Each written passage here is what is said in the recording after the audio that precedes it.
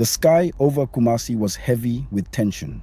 It was 1900, and in the heart of West Africa, a storm was brewing, not of rain, but of resistance. For over a century, the Ashanti Empire had risen, fallen, and risen again, fiercely guarding its sovereignty, its pride, and its golden stool, the sacred symbol of Ashanti unity and kingship. Now British colonial forces threatened all of it. The British had been meddling in Ashanti affairs for decades, seeking control over trade routes, territory, and power. They had waged wars in 1824, 1873, and again in 1896, each time trying to subdue the proud kingdom. In 1896, they exiled the Ashanti king Asantewaa Prempeh I to the Seychelles, believing the empire was finally broken, but they underestimated the soul of a people. In 1900, British Governor Sir Frederick Hodgson arrived in Kumasi and made a demand that would ignite one of the fiercest uprisings in African colonial history.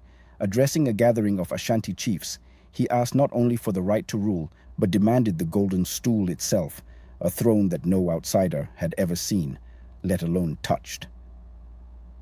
"I want the Golden Stool to sit upon," Hodgson declared arrogantly, believing that with the king gone, the Ashanti spirit had died.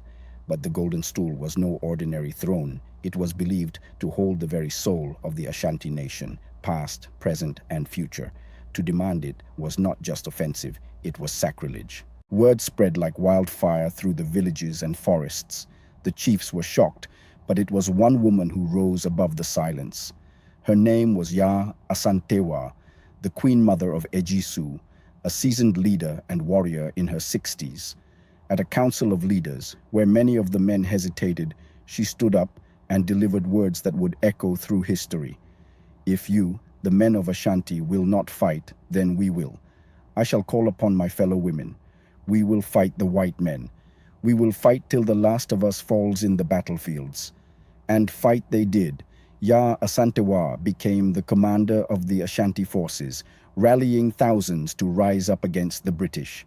With fierce strategy and deep knowledge of the land, they laid siege to the British fort in Kumasi, where Hodgson and his troops had retreated. For weeks, they cut off supplies and communications, surrounding the fort with warriors, drums, and defiance. The British were stunned.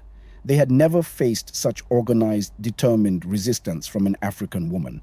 The siege lasted months, and the British, desperate and starving, sent messengers through enemy lines to call for reinforcements from the coast. Eventually, the British did return, with heavy artillery and fresh troops. The Ashanti warriors, poorly armed but unbreakable in spirit, fought fiercely. Forest ambushes, guerrilla attacks, and last stands became the rhythm of the resistance. But against rifles, cannons, and overwhelming numbers, the Ashanti slowly began to fall. By late 1900, Yaa Asantewaa was captured, along with many chiefs.